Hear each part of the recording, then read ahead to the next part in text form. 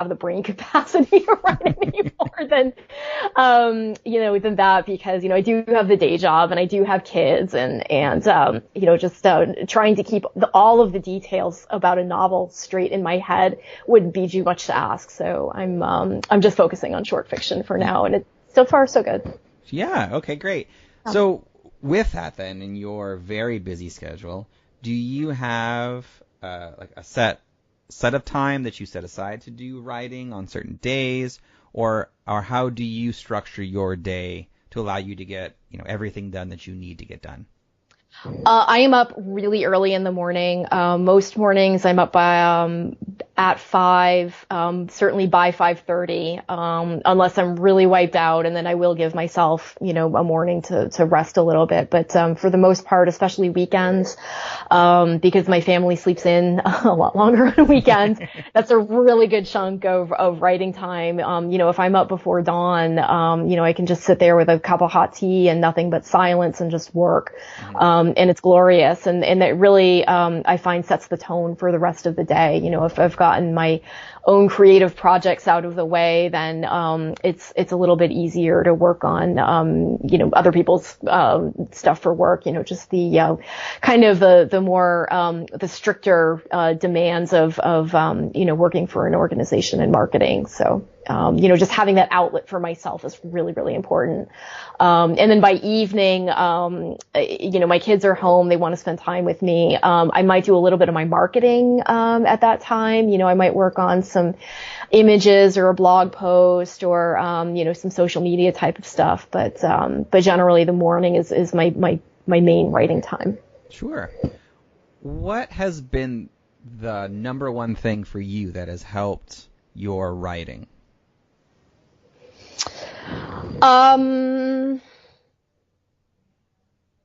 I think it would have to be making that commitment to that time in the morning. Just deciding that, I used to hate early mornings. I was not a morning person for the longest time. It's just really within the last few years. And I think because that is the only time that I have available, I just make it a priority. And so, it helps to, be thinking about it, before I go to bed. I'm like, all right, tomorrow morning, I'm going to get up and I'm going to do this, and this with the story. And that usually helps to motivate me out of my warm bed. Sure. So, yeah. Yeah. So when you're writing your stories, where do you pull your ideas from? Kind of a variety. They tend to be fairly informed by place. Places that I've gone to that have just struck me a certain way. The one that I mentioned that's going to be in the Nose Touch Press Asterisk anthology actually was based on a cornfield near my workplace in Canada, out by my hotel. So there's that sort of thing. There's been a couple of others that I've written that have sort of set around the South Carolina area. So there's that. And otherwise it'll just it's a lot of times it's just a confluence of different ideas. Like I'll have an idea for a character, but I won't have anything to, I don't have a situation to put them in until, maybe a few weeks or a few months later even, when something else will just pop up and then it'll be like, oh, I should do something with this character I thought of back then. So, yeah. Yeah. Do you ever get writer's block? And if yes, how do you push past it? Yeah, I do. And I think a lot of it is because, the story is going in a direction that it probably shouldn't be going in. And it takes a while to figure that out. Sometimes it's something isn't going right and I find myself not wanting to work on it.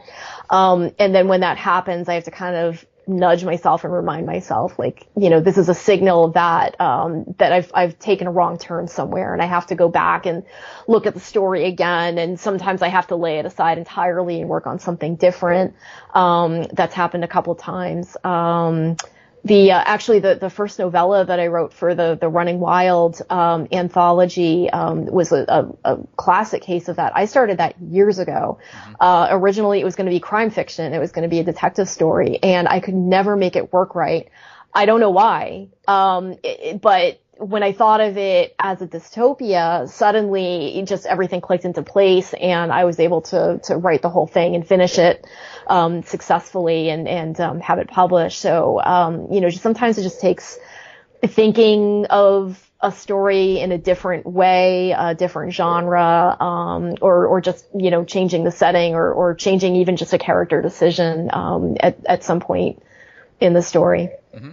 So when you sit down to write, do you outline your ideas ahead of time, or is it just what naturally, organically comes? Oh. I was such an outliner early on, that, I know some writers swear by it. I way overplanned, and, I ended up with very stiff characters and stiff plots and just, bad.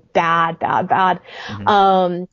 When I started writing just by the seat of my pants, that was where the magic happened, because it was a certain degree of discovery of, learning the characters as they went and having them surprise me, in many cases, and just enjoying the process a whole lot more. I will at times outline something out, if I have an idea and my brain is just moving too fast ahead of the rest of me, in the limited time that I have to write something, I might, outline the next chapter or two, but, that's generally as far as I go with it. Okay. So in the early days when you were first submitting your children's book, being rejected as a writer is kind of par for the course, but how did you get over the fact of putting yourself out there for the first time, potentially, receiving lots of criticism and pushing past that fear? It's not just the children's book, because I've experienced it with the short stories as well. I was kind of in a little bit of a slump right before I got the acceptance from Running Wild and then again from Nose Touch Press, about the number of rejections that I was racking up. I think it certainly helped that, back when I was writing my crime fiction, I had a certain number of acceptances and I knew that I could still write. I had good feedback from other writers whose feedback I trusted, just not, in other words, not friends that were going to tell me what I wanted to hear, but, actual writers that, understood plot and pacing and character and all of that. And so I knew I had something. And I think that was really what carried me through, is just, kind of just wanting to see where it went and being willing to, wait for as long as I needed to. I think that's, a lot of times that's the key, is being willing to have that patience. Cause you feel a certain amount of I wrote it, I really want to see it in print, but it really honestly, this is going to sound trite because a lot of people say it, but it really honestly is a marathon rather than, a sprint or a set of sprints. Yeah.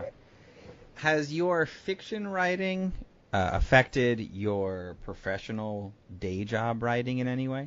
I have a product marketing manager who would say definitely yes. I tend to be wordy and tell way too much of a story.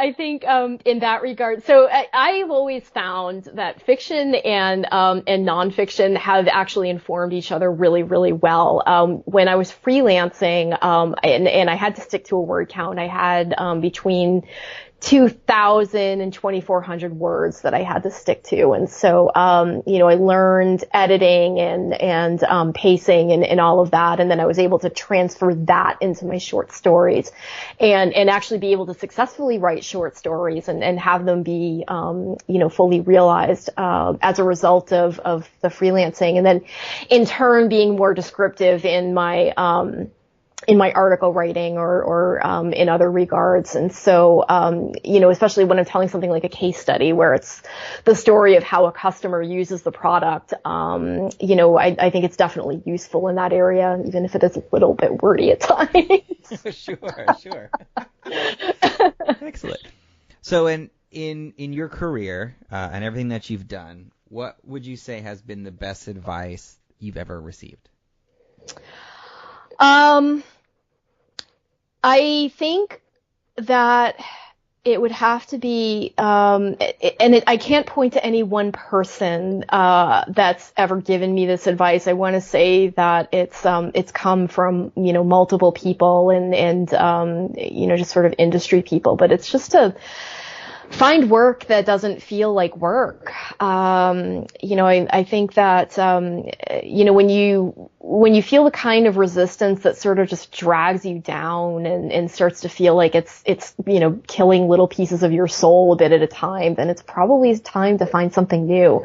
And so that's kind of been my guiding approach to work is, if those jobs are starting to feel like kind of a drain, find the one that gives you energy, which is, why I'm in a writing job now, as opposed to other marketing positions that I've held that really didn't, kind of, stir my soul. I think, and I think it's important. And this is advice that I'm, giving to your listeners is to have that creative outlet. Like if you are in that kind of job, just keep that one thing for yourself. Just have that one little outlet that you need to keep feeding you and sustaining you through, whatever else you're going through. Yeah. Wonderful. Yeah, that was very handy. Personally, I was laid off 2 years ago, and writing that novella was my anchor point, through those extremely difficult 8 months of not being employed. So. Oh, great. Yeah. Great. Well, Christa, thank you so much for taking the time to chat with me and tell us about your story. I really appreciate it. Pleasure. Thank you. Of course. If the listeners would like to read your writing and potentially get in touch with you, what is the best way they can do to do that? So I'm pretty much all over social media. I do have a website, Christa with a CH, mmiller.com. So that is 2 M's. Don't go to the website. That's just christamiller.com with 1 M. It is not my site. I cannot claim any association to that whatsoever. So definitely use the 2 M's, christamiller.com. And my Twitter is the same, Christa M. Miller. And then I think, my Facebook is author Christa Miller. But my website has all of my social media stuff on it. So, connect with you there. Great. And I will make sure I put a lot of those links in the show notes so listeners can just click right through. Perfect. Awesome. Well, Christa, thank you so much for chatting with me. I appreciate it. Have a good evening. Thank you, Yuri. Yeah, you too. Thank you. Take care. Thank you for listening to another episode of the Advance Your Art podcast. If you like this episode, please go into iTunes and give us a 5-star rating. And while you're there, hit the subscribe button so that every single time I release a new episode, it will go directly to you without even thinking about it. If you're interested in hearing older episodes, please go to advanceyourart.com where you can find the catalog of everything I've done so far, as well as contact information and projects I'm working on. Thank you again, and have a great day.